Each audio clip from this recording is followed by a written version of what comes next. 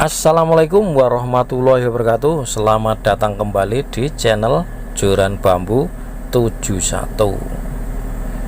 Oke, bagaimana kabarnya teman-teman semua? Teman-teman Joran Bambu 71, semoga sehat semua ya. Dan juga ikannya mungkin di budik jamber maupun di kolam yang lain ya, mungkin kolam terpal, kolam bundar, kolam tanah, kolam apa aja, pokoknya sehat dan tetap sukses selalu. Oke, di sini saya akan membagikan seputar budik jamber ya. Di sini khususnya gurame, yaitu beberapa tip sukses, dan saya akan menjawab sekaligus dari pertanyaan teman-teman yang kemarin ya, yang beberapa pertanyaan, kenapa nggak pakai aerator bisa hidup, kenapa itu berapa kali mengurasnya dan pakannya apa ya, berapa bulan bisa panen, kepadatannya berapa ya, satu persatu akan saya jawab. Oke, yang pertama saya akan ke pakan dulu ya teman-teman ya. Pakan ya seperti ini, pakan pelet. Ini sengaja saya pakai pakan pelet yang diperuntukkan untuk lele ya. Karena apa? Karena protein yang dipakai untuk lele itu proteinnya tinggi ya. Jadi untuk gurame biar cepat besar ya, di budik jamber, karena untuk menyingkat waktu supaya nggak lama besarnya ya di ember ini ya, itu alasannya. Terus yang pertanyaan yang berikutnya adalah tentang kepadatan. Nah, kepadatan ya. Sekarang kepadatan. Ini contohnya di sini adalah budik jamber gurame dengan kepadatan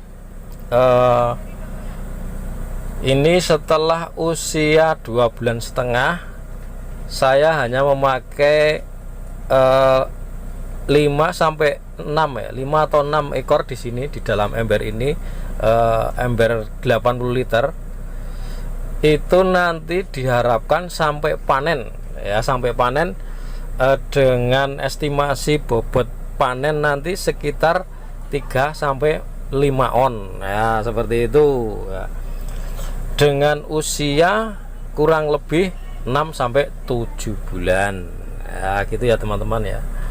Jadi kalau kita nggak kebut untuk pakannya, nggak pakai protein yang tinggi, nanti kelamaan, karena budik jamber gurame itu memang gampang-gampang susah gitu ya teman-teman ya. Dan itu pakannya adalah pakan tambahan ya tadi ya. Pakan tambahan itu saya menggunakan daun ya. Ini daun kangkung, kebetulan banyak di sini. Oke, berikutnya adalah tadi pakan dan kepadatan udah terjawab ya. Sekarang tentang airnya, perawatan air, bagaimana perawatan airnya ya. Untuk yang pertama, perawatan air di sini dari awal tebar ya, dari awal tebar saja saya ceritakan. Dulu saya tebar ikan di sini, usia air itu lebih dari 5 hari ya. Dengan ciri-ciri seperti apa ya? Ciri-ciri air sudah siap ditebar ikan. Nah, itu mudah, nggak pakai alat apa-apa bisa ya. Kita lihat saja setelah 1 minggu airnya ada jentik-jentik nyamuk ataupun plankton itu. Nah, itu artinya airnya normal. Airnya normal dengan asumsi apa? pH 6,5 hingga 7,5. Dan suhu air itu wajib berada di 24 derajat hingga 28 derajat. Itu wajib, nggak boleh di bawahnya, atau kepanasan juga nggak bisa ya, seperti itu ya. Bagaimana cara memperoleh suhu seperti itu? Jadi khusus untuk budik jamber gurame mestinya harus di tempat terbuka atau terkena sinar matahari. Itu cara mudahnya seperti itu. Selain pakai alat ya, bisa ada alatnya, tapi saya kira nggak relevan kalau pakai alat pemanas itu, karena rugi juga ya, pakai listrik dan lain-lain, alatnya juga nggak menjamin juga ya. Kalau pakai sinar matahari kan murah itu ya teman-teman ya. Jadi kita harus tempatkan ember di tempat yang terbuka, kira-kira terkena sinar matahari antara 5 sampai 6 jam sehari. Itu nanti akan memperoleh biasanya suhu air 24 hingga maksimal 28 derajat Celcius gitu teman-teman ya. Itu tadi udah sampai ke perawatan air ya. Terus berikutnya adalah oh ya, hampir lupa ya. Jadi menguras ya, sekarang menguras ya. Jadi menguras itu tidak berdasarkan waktu ya, mungkin nggak berdasarkan berapa hari sekali, 2 hari sekali, 3 hari sekali, 4 hari sekali, atau seminggu sekali. Nggak seperti itu ya teman-teman ya. Ketika kita lihat jadi airnya sudah kotor, apalagi bau, dan ciri-ciri khusus yang lebih spesifik lagi, ikannya nggak mau makan, nah itu pasti airnya kotor. Itu cepat-cepatlah diganti. Jadi nggak ada waktu harus seminggu atau berapa ya.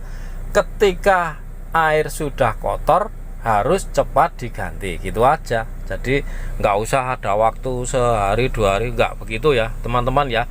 Kira-kira paham ya sampai sini ya. Oke. Selanjutnya adalah kenapa gurame kok bisa hidup di dalam ember tanpa aerator atau sirkulasi udara atau penambahan oksigen ya. Itu akan saya jelaskan ya. Jadi karakter gurame, saya akan berbicara tentang karakter gurame dulu. Karakter gurame itu habitat aslinya ada di rawa. Jadi di rawa itu juga airnya nggak bergerak, air tenang. Itu gurame bisa berkembang biak di sana, bisa juga besar di sana. Nah, artinya apa? Sama juga kalau di ember tenang, tidak ada pergerakan air. Artinya gurame juga mampu hidup di ember. Itu yang pertama. Yang kedua adalah memang gurame tidak banyak menggunakan oksigen di dalam air ya. Jadi gurame itu cenderung ke atas ya, mengambil air itu, atau istilah Jawanya itu nyelongop di atas begitu, terus mengambil udara, terus dia ke bawah gitu ya teman-teman ya. Jadi itu alasannya kenapa saya tidak menggunakan aerator atau penambahan oksigen udara di dalam ember. Itu ternyata gurame bisa bertahan hidup seperti itu. Berbeda sekali dengan nila ya. Dengan nila ataupun ikan mas, itu kan cenderung hidupnya di air deras ya, air yang mengalir ya, air yang grojok gitu ya. Jadi kalau tanpa aerator atau tanpa air terjun ya nggak bisa. Jadi harus kita rekayasa dengan aerator ataupun pompa air itu ya. Gitu teman-teman kalau jenis ikan itu ya. Jadi kesimpulannya adalah ikan gurame sangat mungkin sekali dibudidayakan di dalam ember. Jadi ada 2 jenis ikan ya yang sudah saya praktekkan, yaitu lele. Lele juga tidak memerlukan oksigen yang banyak seperti ikan nila atau ikan tawes atau ikan tombro atau ikan mas, itu beda ya. Jadi itu seperti itu teman-teman ya. Mungkin teman-teman bisa paham.